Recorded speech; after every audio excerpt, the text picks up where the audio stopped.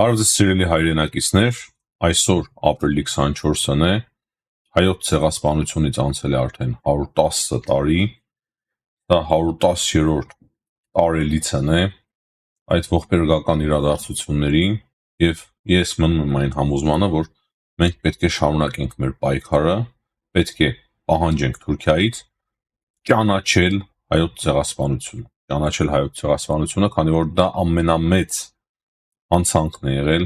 20-րդ տարի, որին հետևել են արդեն նոր ողբերգություններ։ Եվ մենք պետք է շարունակենք պահանջել հայոց ցեղասպանության ճանաչումը Թուրքիայից, որովհետև դա ուղիղ կապ ունի մեր անվտանգության հետ, ազգային անվտանգության հետ, պետության անվտանգության հետ։ Եվ ես վերջերս սկսել եմ կրկին հնչեցնել այն միտքը, որ մեր օրակարգ պետք է վերադառնա հայոց ցեղասպանության միջազգային ճանաչման հարցը, կրկին այն պետք է առաջնահերթություն դառնա, բայց սկզբում պետք է հստակ ակնարկ արվի Թուրքիային, քանի որ դուք չեք կարգավորում հարաբերությունները Հայաստանի հետ, Հայաստանը ընդհանրապես հրաժարվել էր նախապայմաններից, ցեղասպանության հարցն էլ նախապայման չէ, բնականաբար, եւ դա նույնիսկ նախորդ իշխանության օրոք էր Հայաստանում արդեն ասվել, որ առանց նախապայմանների պետք է հարաբերությունները կարգավորել։ Այս իշխանությունը նույն այդ ուղին է բեռնել, որ առանց նախապայմանների է պետք կարգավորել հարաբերությունները, բայց մենք տեսնում ենք, որ Թուրքիայի կողմից կան նախապայմաններ, հստակ նախապայմաններ կան, եւ դա գալիս է նաեւ Ադրբեջանից, այսինքն ոչ թե Թուրքիան եւ Ադրբեջանը ժամանակ անց հրաժարվել են իրենց նախապայմաններից, այլ շատ նոր նախապայմաններ են սկսել ավելացնել մեր դեմ, գիտեք, երևի թե կրկնելու իմաստ էլ չկա, որ ամեն րոպե մենք կրկնենք, թե ինչ նախապայմաններ են դնում հայկական կողմի առջև։ Հետևաբար, սկզբնական շրջանում մենք պետք է հստակ ակնարկենք, որ նոր թափ ենք տալու հայոց ցեղասպանության միջազգային ճանաչման գործընթացին, եթե ուշքի չգան, մենք պետք է իրոք սկսենք այդ գործընթացը ավելի մեծ թափով։ Հայոց ցեղասպանությունը պատմական եղելություն է, դա մեր ազգի ողբերգությունն է, բայց մենք այլևս չենք սգում, քանի որ ստուգը ավարտվեց 88 թվականի Արցախյան շարժումով եւ այդ ժամանակվա պայքարը կոտրեց ստուգը եւ մենք արդեն նոր իրականություն թևակողեցինք։ Հիմա եւս մեր մոտ այդ փուլը ավարտվում է, ես տեսնում եմ, որ դժվար, բայց ավարտվում է 2020 թվականի ռազմական պարտությունից հետո, անհաջողությունից հետո, որի որ հիմքերը դրվել էր 30 տարիների ընթացքում Հայաստանի անկախ պետականության օրոք ցավոք սրտի, բայց հիմա մենք պետք է կրկին կարողանանք հաղթահարել այդ խնդիրները եւ նախապայմաններին պատասխանենք նախապայմաններով, պահանջներին պատասխանենք պահանջներով։ Բայց մեկ կարևոր բայց կա, մեր պահանջները պետք է լինեն մերը եւ ոչ թե թելադրված օտար երկրների կայսրությունների կողմից։ Չափազանց կարևոր է։ Եթե մենք կարողանանք համախմբվել եւ ցույց տալ Թուրքիային ու Ադրբեջանին, որ մենք էլ ունենք մեր արդարացի բավականին լուրջ պահանջները, որը որ հասկանալի եւ ընկալելի է նաեւ միջազգային հանրության կողմից, ապա ես կարծում եմ, որ միանգամից պետք է որ իրենք հասկանան, որ անհնար է չգնալ զիջումների եւ այդ ժամանակ արդեն կարող են նախապայմանները հանվեն եւ հնարավոր լինի հասնել որևիցե խաղաղության։ Հակառակ պարագայում, եթե մենք չունենք որևիցե նախապայման, իսկ Ադրբեջանը նոր նախապայմանների առաջ քաշում, ես կարծում եմ, որ ավելի բարդանում է մեր իրավիճակը։ Արագ լայքերը դրեք սիրելի հայրենակիցներ եւ անցնենք արդեն կարևոր հարցերի քննարկմանը։ Ադրբեջանը կրկին կրակել է 3 ապրիլի 23-ին 22:20-ին կրկին Հոզնավարի հատվածում եւ բանակելի շենք է վնասվել եւ բանակելի տուն է վնասվել, տան պատուհանը եւ տան պատուհանից անցել է փամփուշտը, վնասել է նաեւ տան մեջ հայելին, տան գույքը եւ մենք հասկանում ենք, որ այդպիսի կրակոցի հետևանքով նաեւ կարող էին ունենալ զոհեր եւ վիրավորներ խաղաղ բնակչության շրջանում։ Սա իրոք շատ լուրջ փաստ է, ողբերգական բավականին լուրջ մտահոգություններ առաջացնող փաստ է եւ ահա թե ինչու Եվրամիության դիտորդական առաքելությունը պետք է ավելի հստակ եւ հասցեական պատասխան տա։ Անցած օրը լավն էր այդ պատասխանը, բայց ավելի հստակ, ավելի պարզ պետք է հայտարարությամբ հանդես գա Եվրամիության դիտորդական առաքելությունը։ Իմիջայլոց Եվրոպական խորհրդարանում Ֆրանսիան ներկայացնող падգամավոր Նատալի Լուազոն բավականին կոշտ է արձագանքել Կայա Կալասի այցին Բաքու, որը որ վաղն է տեղի ունենալու, նա ասել է, որ ավտոկրատ երկիր այցով Կայա Կալասը եւ նույն ժամանակ չայցելելով Երևան, այցելում է այն երկիր, որը որ Ռուսաստանի կողմնակից է, ընդդիմանում է Եվրամիության անդամ երկրներից մեկին, բնականաբար Ֆրանսիայի մասին է խոսքը, սպառնալիք է Հայաստանին, սպառնում է Հայաստանին այդ երկիրը եւ դեմոկրատական Հայաստանի միշտ փորձում է սպառնալ, խնդիրներ առաջացնել դեմոկրատական Հայաստանի համար, որը որ ձգտում է դեպի Եվրոպա։ Այսինքն շատ հստակ եւ կարեւոր հայտարարություն է արել Ֆրանսիայի падգամավորը Եվրամիության մեջ Նատալի Լուազոն։ Սա շատ կարեւոր է։ Հուսանք, որ Կայա Կալասին տեղ է հասնելու այս նամակը։ Մեծ ողբերգություն չեմ տեսնում նրա այցի մեջ Բաքու, ես եկել եմ այս մասին խոսել։ Իհարկե լավ չէ, որ Երևան չի տեղի ունենում այցը, բայց չափազանց կարևոր է, թե ինչ հայտարարություններ, ինչ մտքեր են հնչելու Բաքվում։ Դա է ինձ համար չափազանց կարևոր եւ հուսանք, որ այնտեղ արդեն բավականին լուրջ հայտարարություններ կիմանանք մենք Կայա Կալասի կողմից եւ հստակ կոչ, որ Ադրբեջանը պետք է պարտավոր է գնալ խաղաղության, բայց կարևոր է այստեղ նշել եւ կարևոր է նաեւ հնարավորություն ունենալ նրա ուշադրությունը հրավիրելու այն փաստի վրա, որ Ադրբեջանը սկսել է հետևողականորեն խախտել հրադադարը բավականին լուրջ ձևի եւ կրակել բնակելի տների ուղղությամբ, բնակելի հատվածի ուղղությամբ եւ դա բավականին լուրջ սրացում։ Հիմա մի քանի խոսքով պետք է անդրադառնալ, կարծում եմ, եւ կարևոր է անդրադառնալ Իլհամ Ալիևի այցին Չինաստան, այդ ռազմավարական գործընկերության փաստաթղթի կնքման, ճիշտ է իրենք ունեին փաստաթուղթ, բայց ես որքան հասկանում ավելի բարձր մակարդակի են անել այդ փաստաթղթի արժեքը եւ հիմնական շեշտը դրվում է ճանապարհների կոմունիկացիաների վրա։ Չինաստանի մենք գիտենք, որ հետաքրքրում է Մետաքսե ճանապարհը, մեկ գոտի, մեկ ճանապարհ այդ նախագիծը։ Ինչ այլոց ես խոսել էի նաեւ 3 առաջի օրը, որ թուրքական լրատվամիջոցները թերթերը գրում են, որ Հայաստանը եւս ներառվելու է այդ ծրագրում եւ ես գրեթե համոզված եմ, որ Ալիևը փորձում է խաղալ նաեւ Չինաստանի եւ Ամերիկայի Միացյալ Նահանգների միջև, տեսնելով լարվածությունը Ամերիկայի Միացյալ Նահանգների եւ Չինաստանի միջև, հիմա Չինաստանի միջոցով են փաստացի ուզում ստանալ Սյունիքով միջանց, որ Չինաստանը եւս սկսի աջակցել իրենց այդ գաղափարին, այդ ծրագրին, այդ առումով շատ կարեւոր է Չինաստանի դեսպանի հայտարարությունը Հայաստանում, որ Չինաստանը աջակցում է Հայաստանի տարածքային ամբողջականությանը, ինքնիշխանությանը, սուվերենությանը, անվտանգությանը, բայց ես կարծում եմ, որ սա քիչ է, պետք է մենք աշխատենք Չինաստանի հետ, եթե Ադրբեջանը աշխատում է, մենք հասկանում ենք, որ դա հնարավոր է ընդդեմ մեր շահերի լինի, մենք պետք է լուրջ աշխատանք տանենք Չինաստանի հետ, մենք պետք է լուրջ աշխատանք տանենք նաև Ամերիկայի Միացյալ Նահանգների հետ, ի ցույց դնելու Ադրբեջանի գործողությունները այդ այցի նպատակները։ Այսինքն շատ լուրջ աշխատանք կա անելու Չինաստանի հետ այլ ուղղությամբ է պետք աշխատել, Ամերիկայի Միացյալ Նահանգների հետ այլ ուղղությամբ, կոնկրետ այդ հարցերի շուրջ։ Հիմա սիրելի հայրենակիցներ, անցնենք միջազգային կարևոր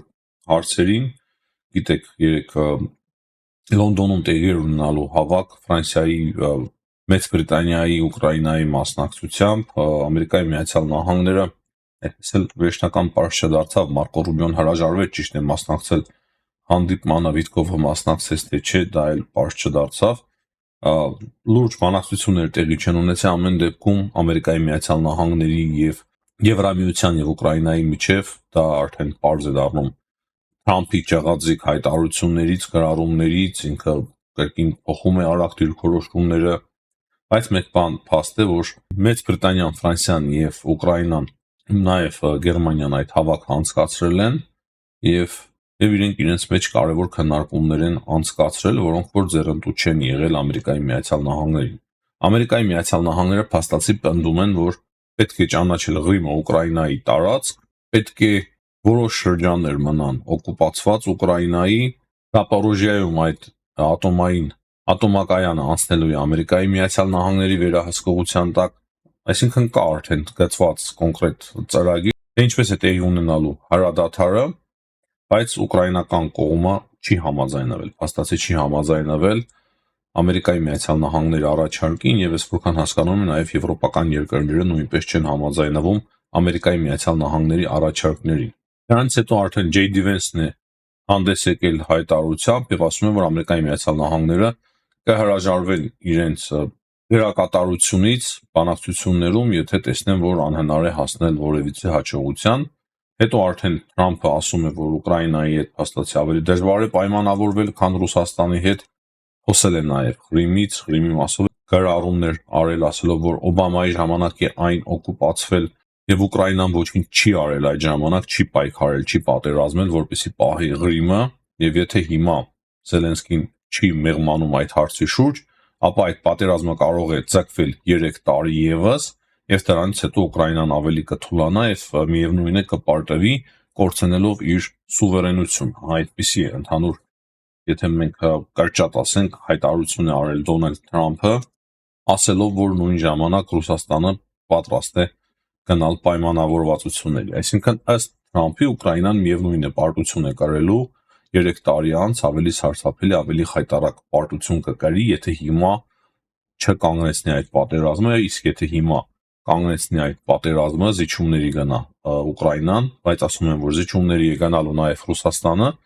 ապա այդ պատերազմը կավարտվի եւ սուվերենությունը Ուկրաինայի կփրկվի։ Հաստատի դրա մասին ակնարկում նաև Ամերիկայի Միացյալ Նահանգների պետքարտուղար Մարկո Ռուբիոն, ասելով, որ Ուկրաինան սկսել է ավելի խստացնել իր դիրքորոշումը, կրկին վերադառնում է հին դիրքերին։ Այսինքն այստեղ ակնարկ կա, որ այն համաձայնությունը, որը որ ձեռք էր բերվել կարծես թե 1 ամիս ու կես առաջ Ուկրաինայի եւ Ամերիկայի Միացյալ Նահանգների միջև, իրենք համատեղել էին իրենց դիրքորոշումները, այստեղ ակնարկում է Մարկո Ռուբիոն, որ Ուկրաինան է հետ քաշվում այդ պայմանավորվածություններից եւ ավելի է խստացնում իր դիրքորոշումը։ Եվ ահա այդ ֆոնին Ամերիկայի Միացյալ Նահանգների պաշտպանության նախարար Փիթ Հեքսեթը հայտարարում է, որ Ամերիկայի Միացյալ Նահանգները այլևս չեն կարող Եվրոպայի անվտանգության երաշխավորը լինել։ Այսինքն ճղաձգված հայտարարություններ անում Ամերիկայի Միացյալ Նահանգները, հստակ դա միանշանակ կապ ունի նրա հետ, որ Եվրամիության երկրները աջակցել են Ուկրաինային ահա այս հարցի շուրջ եւ Ամերիկայի Միացյալ Նահանգներն էլ ահա այդպիսի հայտարարություններ են անում, որ մենք այլևս չենք կարող ձեր անվտանգության երաշխավորը լինել։ Փաստացի բավականին լուրջ հակասություններ, լուրջ խնդիրներ են առաջացել Ամերիկայի Միացյալ Նահանգների, Եվրամիության եւ Ուկրաինայի միջև։ Նաեւ խոսք կա այն մասին, որ Թրամփն էր ասում, որ Ուկրաինայի նախագահ Զելենսկին փորձում է ամեն ինչ լուծել մամուլի միջոցով, բոլոր հարցերը, բոլոր գաղտնի այդ բանակցությունները դարձնում է հրապարակային։ Դա զայրացնում է բնականաբար Դոնալդ Թրամփին, քանի որ բոլոր այդ խաղաքարտերը դուրս են գալիս, թե իրականում ինչ է ցանկանում Դոնալդ Թրամփը։ Եվ որպեսզի հասկանանք, թե իրականում ինչ է տեղի ունենում, իրեք շատ հետաքրքիր եւ կարեւոր հայտարարություն է արել Լեհաստանի արտգործնախարարը, նա ասում է, որ այս պատերազմի ելքից, ռուս-ուկրաինական պատերազմի ելքից կախված է լինելու, թե որքանով կարողանալու են հետխորհրդային երկրները պահպանել իրենց անկախությունը, որքանով Բելարուսյան է կարողանալու պահպանել իր ինքնիշխանության որոշ տարրերը, նույնն է վերաբերվում Մոլդովային, կարողանալու է թե չէ Մոլդովան պահպանել իր ինքնիշխանությունը եւ դառնալու է թե չէ Եվրոպայի մաս, Վրաստանին, Հայաստանին, նույնպես Հայաստանին եւս նա անդրադարձել է, այսինքն հստակ կապել է այս պատերազմի ելքը նրա հետ, թե ինչ ապագա է սպասվում մեր հետխորհրդային երկրներին, այսինքն մեր տարածաշրջանի երկրներին՝ Վրաստան, Հայաստան, նաեւ Մոլդովա, Ուկրաինա, Բելարուսիա եւ այլն եւ այլն։ Եվ մենք այդ մասին կարծում եմ մեր հաղորդումների ժամանակ միշտ էլ խոսել ենք, սիրելի հայրենակիցներ, որ այդ պատերազմի ելքից է կախված, թե Վրաստանը, Հայաստանը եւ մնացած հետխորհրդային երկրները պահպանելու են թե չէ իրենց ինքնիշխանությունը։ Միջայլոց ջղաձիգ հայտարարություններ է ստանում նաեւ Ռուսաստանից, Պեսկովը ասել է, որ Ուկրաինան պետք է դուրս բերի իր զինված ուժերը այն տարածքներից, որը Ռուսաստանը ճանաչել է որպես իր տարածքի մաս, ասում են, որ ամեն դեպքում մենք կհասնենք մեր նպատակին այսպես թե այնպես։ Եվրոպային են կրկին մեղադրում շատ լուրջ ձևի, որ Եվրոպան չի ցանկանում խաղաղություն, ցանկանում է պատերազմ, այսինքն հիմնական լարվածությունը տեղափոխվում է Ռուսաստանի դեպի Եվրոպա, այսինքն Եվրոպայի հետ են գնում նրանք առճակատման եւ ընդհանրապես չեն հիշատակում Ամերիկայի Միացյալ Նահանգները։ Ահա այս կանը սիրելի հայրենակիցներ նաև Ուկրաինայի շուրջ։ Ընդհանուր կարող եմ ես եզրափակել նրանով, որ բանակցությունները կարծես թե տապալվել են Ամերիկայի Միացյալ Նահանգների եւ Եվրոպական միության երկրների եւ Ուկրաինայի միջև։ Ամերիկայի Միացյալ Նահանգները սկսում են ավելի հետ քաշվել, դառնում են ավելի անկանխատեսելի, հնարավոր է սկսեն այլևս չաջակցել Ուկրաինային։ Ես չեմ բացառում, չեմ էլ կարող բայց պնդել դրա մասին։ Թրամփը կրկին նեղեցկոտ դիրքորոշում է վերնել ընդդեմ Ուկրաինայի եւ ավելի շատ կարծես թե սկսել է պաշտպանել Ռուսաստանի դիրքորոշումը։ Սա է իրականությունը փաստացի, բայց նույն ժամանակ մենք տեսնում ենք, որ եվրոպական երկրները սկսել են ավելի շատ աջակցել Ուկրաինային եւ ավելի վճռական են տրամադրված ահա այդ հարցում եւ Ռուսաստանն էլ իր հերթին հիմնական թիրախ է դարձնում արդեն Եվրոպան, ասելով, որ Եվրոպան չի ձգտում խաղաղության, Եվրոպայում կա ֆաշիզմ, նացիզմ, առաջին համաշխարհային պատերազմից դասեր չեն խաղել, երկրորդ համաշխարհային պատերազմից դասեր չեն խաղել եւ այդպես շարունակ։ Ահա սա է հիմնական հռետորաբանությունը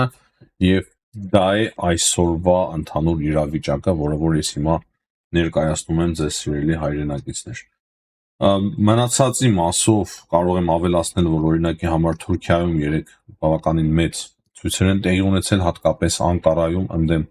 Էրդողանի, այսինքն Թուրքիայում եւս Էրդողանի դեմ այդ ցույցերը չեն ավարտվել, շարունակվում են։ Երկրաշարժի մասին նույնպես գիտեք, Ստամբուլում 61 կարծես մագնիտուդ, բավականին հզոր երկրաշարժ է եղել, ուժել են մոտ 250 անձինք, մահացածների մասին տեղեկություններ չկա, բայց ուժածների մասին կա։ Իմիջայլոց Ստամբուլում նաև խոսք կա, որ կարող է տեղի ունենալ շատ ավելի հզոր երկրաշարժ, դրա մասին արդեն քանի տարի է խոսվում է, որ շատ հզոր երկրաշարժի սպասումների մեջ է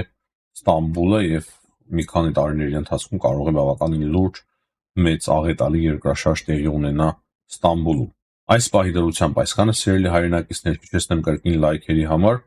բաժանորդագրվեք, եթե մինչև հիմա դիտում եք մեզ, բայց չեք բաժանորդագրվել, զանգակն էլ դրեք, որ անպայման ստանաք մեր նոր հաղորդումների մասին հաղորդագրությունը։